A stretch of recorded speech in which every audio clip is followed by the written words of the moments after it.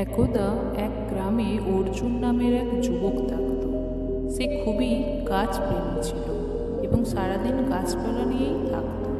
কিন্তু গ্রামবাসীরা তাকে সম্মান করত, কারণ সে সেটাও ঠিক করে করত। এরপর একদিন সে মনের দুঃখে গ্রাম ছেড়ে এক জঙ্গলে চলে গেল।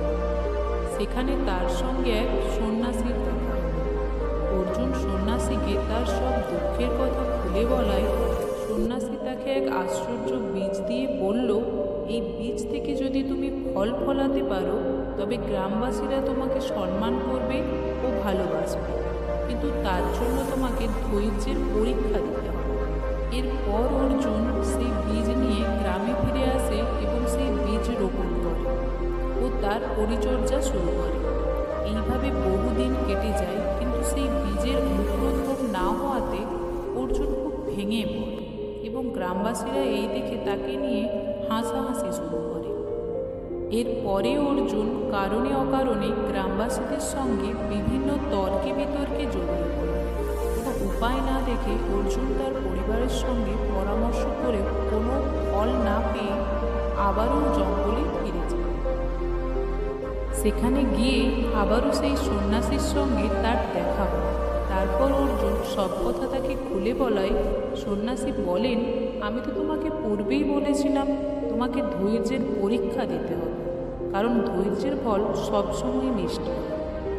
আর এই বীজ থেকে ফল পাওয়ার জন্য তোমাকে কঠোর পরিশ্রম করতে হবে, কারণ এই ফল কোনো সামান্য ফল নয়। এই ফল যেই মনুষ্য সেবন করবে সে সুস্বাস্থ্যের অধিকারী হবে।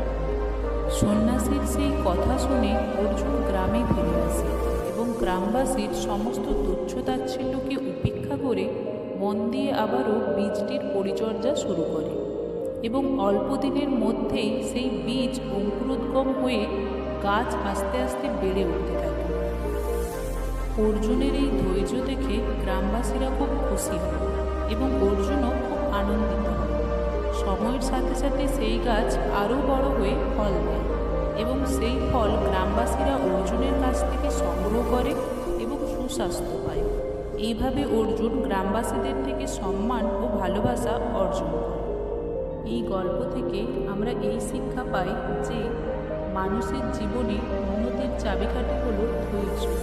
তাই মানুষকে ধৈর্যশীল হতে হবে, জীবনে যতই দুঃখ আসুক না কেন, কারণ ধৈর্যের ফল সর্বশ্রেষ্ঠ।